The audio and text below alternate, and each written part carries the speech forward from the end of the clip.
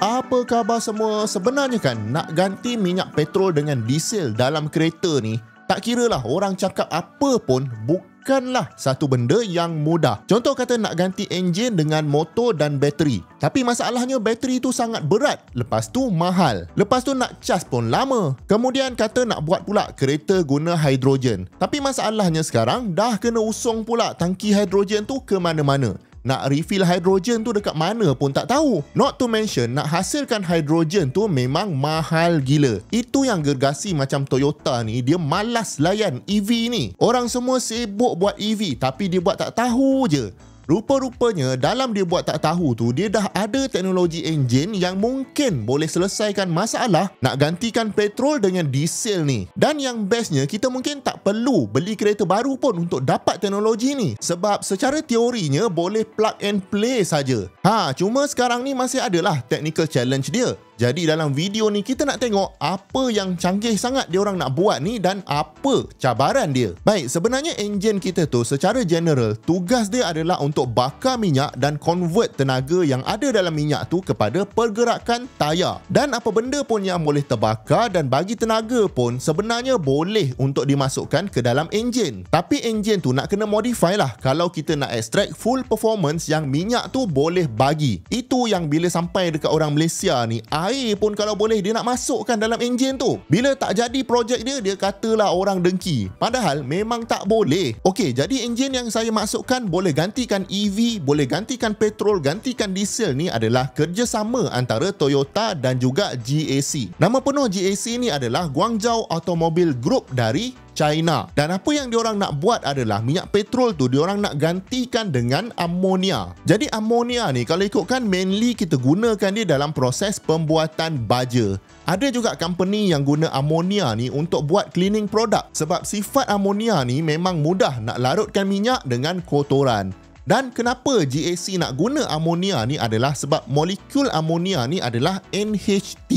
Nampak tak dekat situ ada hidrogen. Jadi secara ringkas, diorang nak guna amonia ni cipta satu proses untuk crack NH3 ni kepada nitrogen dan hidrogen. Dan hidrogen tu diorang masukkan terus ke dalam enjin untuk dibakar. Kiranya instead of bakar petrol, enjin tu akan bakar hidrogen directly. Satu lagi konsep macam mana nak guna hidrogen ni adalah masukkan gas tu dalam fuel cell untuk convert ke elektrik. Lepas tu elektrik tu kita simpan tenaga dia dalam bateri dan connect bateri tu ke motor elektrik. Motor elektrik ni yang akan drive kereta. Tapi ni jadi complicated lah sebab banyak sangat energy conversion, maknanya akan banyak losses dan banyaklah benda yang boleh rosak. Jadi konsep yang nak sumbat terus hidrogen dari amonia ni masuk ke dalam enjin memang atraktif.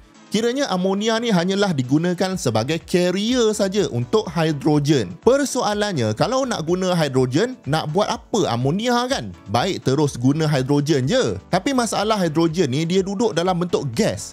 Gas ni memang susah nak handle. Plus hidrogen ni kalau kita transport dia lepas tu bocor, kalau terbakar pula memang sangat bahaya. Amonia ni pula dia duduk dalam bentuk cecair pada suhu bilik.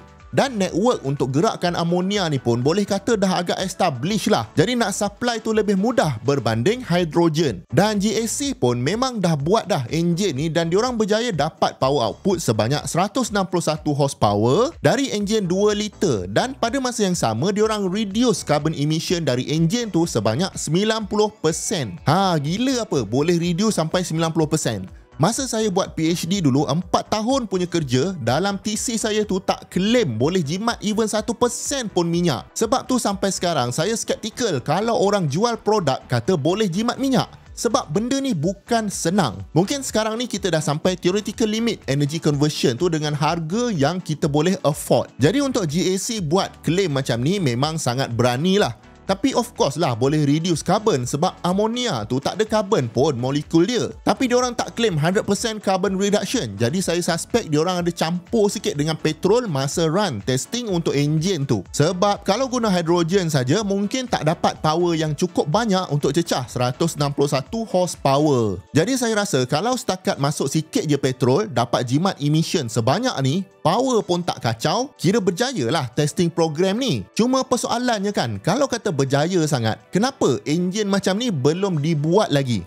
Sebab tu kalau orang cerita, jangan percaya 100%. Kena kritikal dan selidik dulu. Masalah sebenar sekarang ni bukan dekat enjin tu, tapi dekat amonia tu sendiri. Kalau anda nak tahu, amonia ni sangatlah toksik dan sangat bahaya pada manusia. Kalau terhidu amonia ni dengan kuantiti yang banyak, boleh rosak paru-paru kita. Sebab tu dekat mana-mana storage amonia, dia punya tangki tu penuh dengan warning-warning. Kalau anda yang menonton ni pernah bekerja dengan amonia, cuba komen dekat bawah experience untuk handle benda ni. Ngeri ke tak ngeri? Itu kalau kita sedut banyak amonia ni. Kalau sedut sikit pun dah boleh gatal-gatal mata, sakit tekak dan sebagainya. Kemudian amonia ni juga dia sangat korosif. Maknanya dia mudah buat benda berkarat. Jadi kalau nak ganti petrol dengan amonia ni, most likely fuel line kita tu nak kena tukar material dia. Dan kalau kata dia terlalu korosif, even komponen dalam enjin macam piston, connecting rod, valve dan lain-lain pun nak kena tukar supaya amonia ni tak makan benda-benda tu. Sebelum tu kalau anda ni seorang pemilik kereta dan anda nak tahulah lebih detail sikit tentang enjin supaya senang nak jaga enjin anda tu, tapi tak tahu nak belajar dekat mana pasal enjin ni, masa pun tak banyak sangat,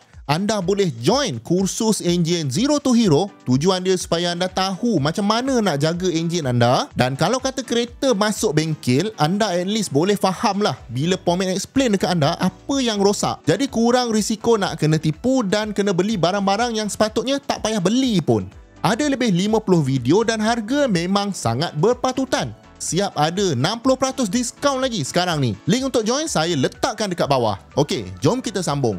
Jadi bila ada masalah toksik dengan karat ni, nak handle amonia ni pun jadi susah lah. Satu, takut ada leak, memang kita susah nak baiki sebab benda tu toksik. Lepas tu nak transport dia pun jadi susah kalau kita tak ada training dengan equipment yang betul. Kalau siapa duduk kampung-kampung yang stesen minyak tu jauh, biasanya dekat kedai runcit tu ada jual minyak petrol dalam botol kan. Jadi setakat nak isi masuk dalam motor buat pergi kebun tu, memang tak payah nak pergi sampai stesen minyak. Memanglah dia markup sikit, tapi kita bayar je kan, daripada nak pergi stesen minyak tu jauh. Lesen pun entah ada entah tidak nak pergi sana. Hahaha. Tapi sekarang ni anda bayangkan, kalau kita dah gantikan petrol ni dengan amonia, tak boleh lagi lah nak letak dalam botol macam tu. Sesak nafas dibuatnya nanti. Itu belum lagi kalau benda tu tumpah. Entah apa kesan long term dia pun kita tak pasti. Jadi disebabkan kita nak replace petrol ni, sekarang ni kita kena guna cecair yang boleh kata jauh lagi bahaya dari petrol. Dia jadi macam kita nak selesaikan satu masalah, tapi kita create satu lagi masalah yang lagi susah kita nak kontrol nanti. Pendek kata, enjin amonia ni sampai sekarang dia dekat peringkat research lagi lah. Sebab masalah berkaitan amonia ni orang belum boleh selesaikan lagi. Tapi bagi saya bagus je ada exploratory research macam ni. At least taklah semua manufacturer letak resource dia untuk buat EV saja.